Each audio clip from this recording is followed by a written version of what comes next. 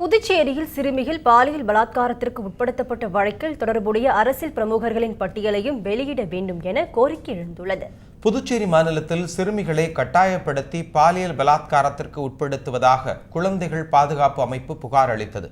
இந்த வழக்கை விசாரித்த சிபிசிஐடி போலீசார் இடைத்தரகர்கள் 3 பேரை கைது செய்ததோடு உடந்தையாக செயல்பட்ட காவல்துறையினர் 7 பேரை பிடித்து சிறையில் அடைத்துள்ளனர். தலைமறைவாக உள்ள மேலும் 4 பேர் தேடப்பட்டு வரும் நிலையில் சிறுமிகள் பாலியல் பலாத்கார வழக்கில் தொடர்புடைய அரசியல்வாதிகள் உள்ளிட்ட முக்கிய பிரமுகர்களின் பட்டியலையும் வெளியிட வேண்டும் என பெண்கள் அமைப்பு வலியுறுத்தியுள்ளது. இந்த வழக்கில் தொடர்புடைய அனைவர் மீதும் பாரபட்சமின்றி நடவடிக்கை எடுக்க புதுச்சேரி அரசு முன்வர வேண்டும் எனவும் அவர்கள் வலியுறுத்தியுள்ளனர். இவங்களுக்கு பின்னணியில் சில அரசியல்வாதிகளும் ஈடுபட்டு இருக்கிறாங்க. அது நிறைய அந்த அரசியல்வாதிகள் ஈடுபட்டு இருக்கிற நிகழ்ச்சி தகவல்கள் பெருமளவில் பரவிட்டு வந்துட்டு இருக்கு. பெருமளவில் அது நிரூபணம் ஆகும் அளவிற்கு இருக்கிறது.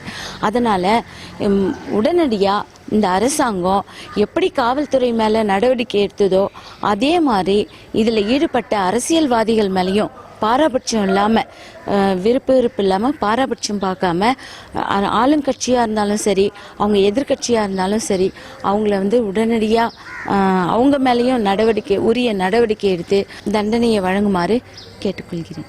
புரோக்கர்ஸினுடைய தொலைபேசி எண்களில் அடையாளம் காணப்பட்டு எடுத்த நடவடிக்கை படியே மீதி இதில் இருக்கக்கூடிய அரசியல் பிரமுகர்கள் அரசு உயரதிகாரிகளையும் உடனடியாக அடையாளம் காண வேண்டும். எந்த ஒரு சூழ்நிலையும் யாருக்கும் பயப்படாமல் பாராபட்சமின்றி அனைத்து குற்றவாளிகளுடைய தொலைபேசி எண்களை வெளியீடு செய்ய வேண்டும். அதன் அடிப்படையிலே குற்றவாளிகளை அடையாளம் கண்டு உடனடியாக இதே போன்ற நடவடிக்கை எடுக்க வேண்டும்.